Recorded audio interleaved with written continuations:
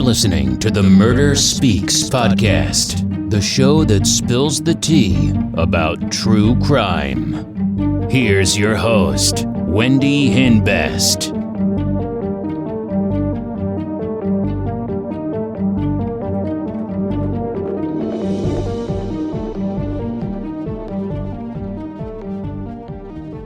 Hey, welcome back. So today's real crime story is about 18-year-old Hae Min Lee from Baltimore County, Maryland. Hae Min Lee was a student at Woodlawn Senior High School. January 13, 1999, Hae goes missing. Hae Min Lee was supposed to pick up her cousin from school that day. Hae's brother receives a call from the school to say that somebody needs to pick up the cousin. All of her friends call each other to see if anybody has seen her. The family decides to call the police. The police are given Hae's diary, and they found a phone number in her diary. It was Adnan's phone number. So the police call him. Adnan tells police that he did not have his car the day she went missing.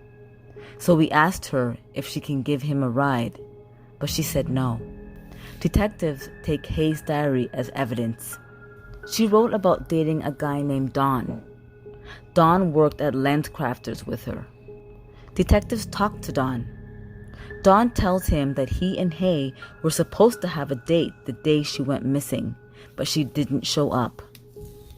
The police search Hae's car and start talking to Hae's friends.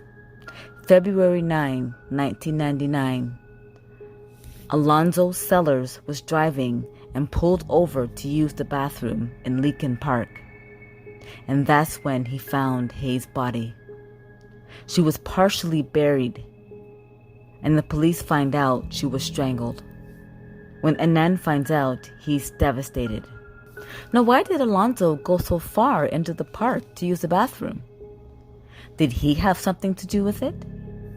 The police give him a polygraph test, and he passes. So the police focus on her boyfriend, Don. He was older than her. The police meet with Don. He tells the police that he was at work on the 13th, and his manager can vouch for him. However, his manager is his mother. Would she lie for him? The day she went missing, Hae planned to pick up her cousin and then meet up with Don. His time card checked out, so it appears he was at work when he said he was. Of course, somebody could easily timestamp his time card for him. And he was never fingerprinted. So they just move on from Don. Adnan used to date Hae. Before she started dating Don, she dated Adnan.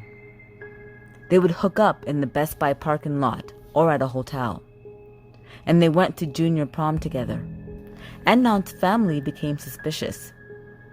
And his dad shows up at the dance and makes him leave. Hae decides to break up with Adnan. Hiding their relationship from their families was just too much for her. The police questioned Adnan. Adnan was high the first time the police called him. He tells police he asked Hae for a ride. Then Adnan tells police that he never asked Hae for a ride because he has his own car. Adnan lent his car to Jay Wilds so he can buy his girlfriend a present. At the time, I had completed most of my credits, so I had like a free period or two. Eventually, I ended up going to Jay's house because I wanted to ask him, did you buy something for Stephanie? Her birthday was on January 13th. And he had said no. So I said, well, look, why don't you just hold, you can borrow my car, you can drop me off to school, you can go get her a gift or whatever. And Adnan's phone was left in his car, and Jay had Adnan's car. Adnan's cell phone pinged in the area of Leakin Park the day Hae was murdered. Adnan tells police that he was at track practice when Hae was strangled, and at evening prayer when she was being buried. Asia McLean says that she was talking with Adnan in the library until around 2:40 p.m., the day Hae went missing. The police questioned Jennifer Pusateri. Jennifer and Jay were good friends and smoked weed together. Between 3:30 a.m. and 3:45 a.m., Jennifer gets a page from Jay, and she calls the number displayed on her pager.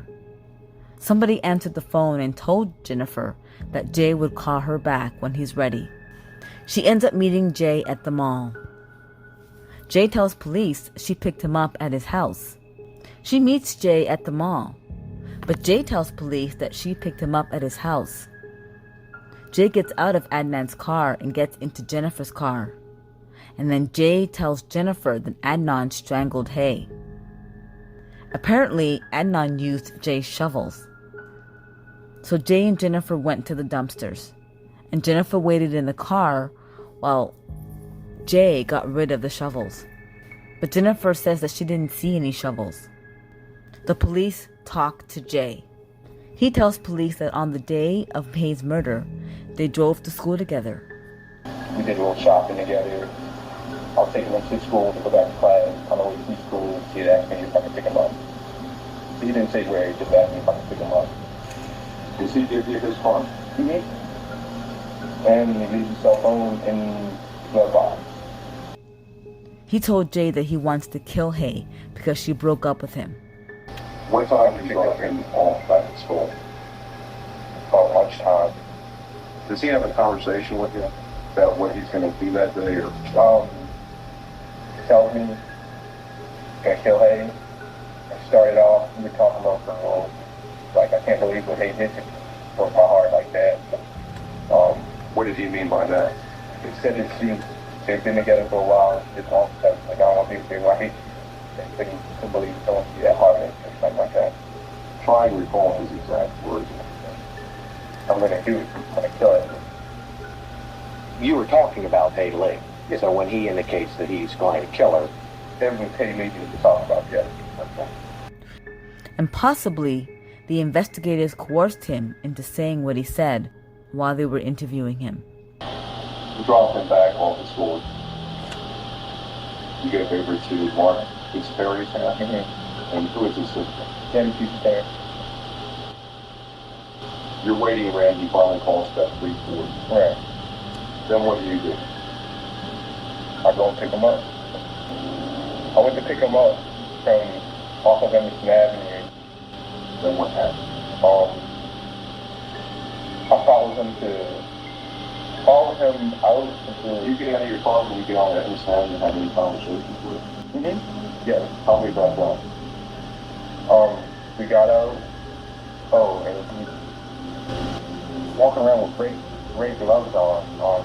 Wall gloves, or... Yeah, they're like wool with leather palms. He tells police that he met Adnan at Lincoln Park and Hae was dead in the trunk.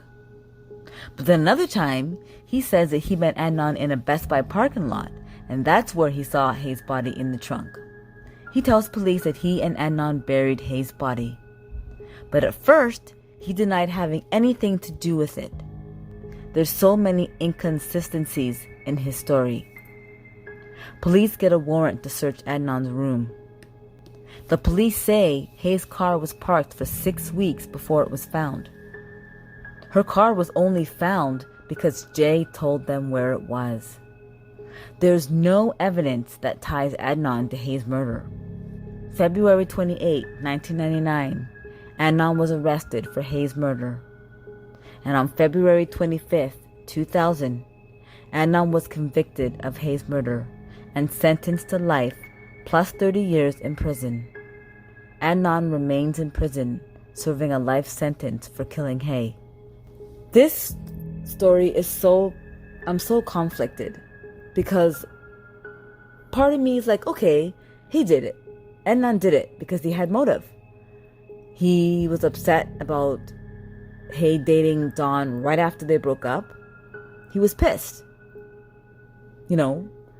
But then another part of me, a bigger part of me, is like, there's no, first of all, Jay is in the middle of all of this.